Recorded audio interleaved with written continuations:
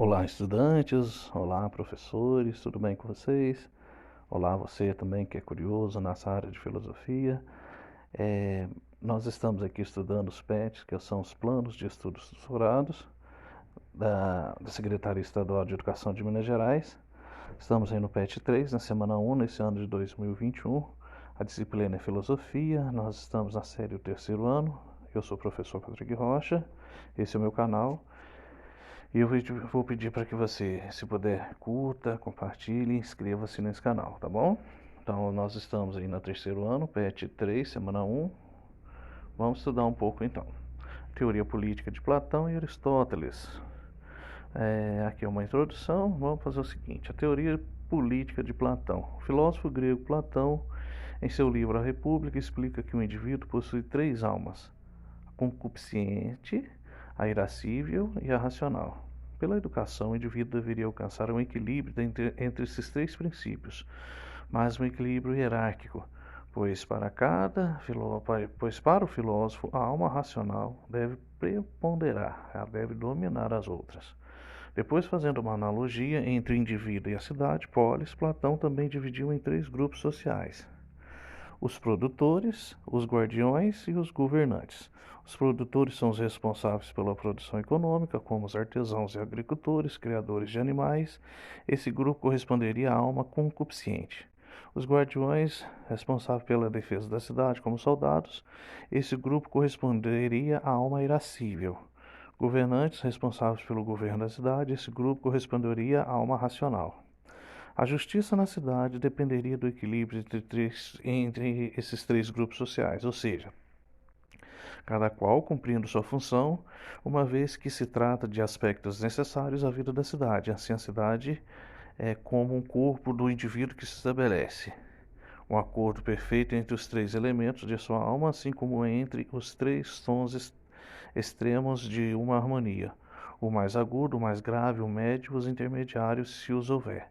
E quando ligando-se uns aos outros, se transforme de múltiplo que era em uso, com moderado e harmonioso, e que todas essas ocasiões considere justa e honesta a ação que salvaguarda e contribui para completar a ordem que implantou a si mesmo. Platão, a República. E da mesma forma que a alma racional prepondera no indivíduo, a esfera preponderante na cidade deve ser, para Platão, as dos governantes. Mas quem deve ser o governante? O filósofo propõe um modelo educativo que possibilitaria a todos os indivíduos igual acesso à educação, independente do grupo social que pertencesse por nascimento. Em sua formação, as crianças iriam passando por processos de seleção, ao longo dos quais seriam destinados a um dos três grupos sociais que formam a cidade.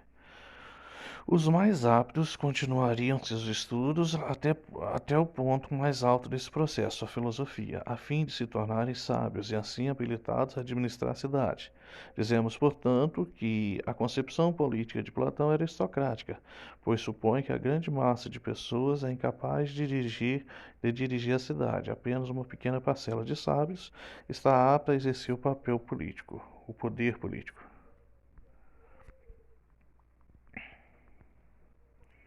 A aristocracia, do grego aristói, significa melhores. É a forma de governo em que o poder é exercido pelos melhores, os quais, na proposta de Platão, constituem uma elite, do latim ligere, escolhido, que se distinguiria pelo saber. Trata-se, portanto, de uma aristocracia do espírito, isto é, não está baseada no poder econômico. Isso significa também que Platão não propunha a democracia como forma ideal de governo. A justificativa para essa posição está em sua alegoria da caverna. Para ele, o filósofo é aquele que, saindo do mundo das trevas e da ilusão, busca o conhecimento e a verdade no mundo das ideias. Depois deve voltar para dirigir as pessoas que não alcançaram esse ponto. Ele se constituiria, assim, no que ficou popularizado como rei filósofo. Pois aquele que, pela contemplação das ideias, conheceu a essência do bem e da justiça, deve governar a cidade. Teoria política de Aristóteles. O filósofo grego Aristóteles afirmava que o ser humano é por natureza um ser social, pois para sobreviver não pode ficar completamente isolado de seus semelhantes. Assim constituída por um impulso natural do ser, a sociedade deve ser organizada conforme essa mesma natureza humana. O que deve guiar então a organização de uma sociedade? A busca de determinado bem corresponde aos anseios dos indivíduos que o organizam. Para Aristóteles, a organização social adequada à natureza humana é a polis, a cidade. Encontrar-se também entre as realidades que existem naturalmente, e o homem é, por natureza, um animal político. A polis grega, portanto, é vista pelo filósofo como um fenômeno natural. Por isso, o ser humano, em seu sentido pleno, é um animal político, isto é envolvido na vida da polis. Assim, Aristóteles toma um fenômeno social característico da Grécia como modelo natural de todo o gênero humano. Aristóteles também entende que a cidade tem precedência sobre cada um dos indivíduos, pois isoladamente o indivíduo não é autossuficiente e a falta de indivíduo não destrói a cidade. Assim afirmou: o todo deve necessariamente ter precedência sobre as partes. É por isso que, para o filósofo, conforme vimos, a política é uma continuidade da ética, ou melhor, a ética é entendida como uma parte da política. A ética dirige-se ao bem individual, enquanto a política volta-se para o bem comum, constituindo-se também em meio necessário ao bem-estar pessoal. Vamos lá para as atividades. 1. Assinale o excerto seguinte. Analise o excerto seguinte. Desculpa, gente.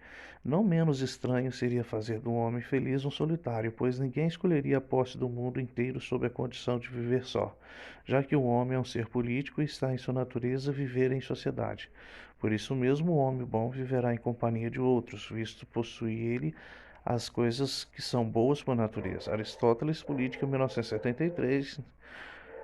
A parte do excerto acima, explique por que Aristóteles, que para Aristóteles o ser humano é um animal político.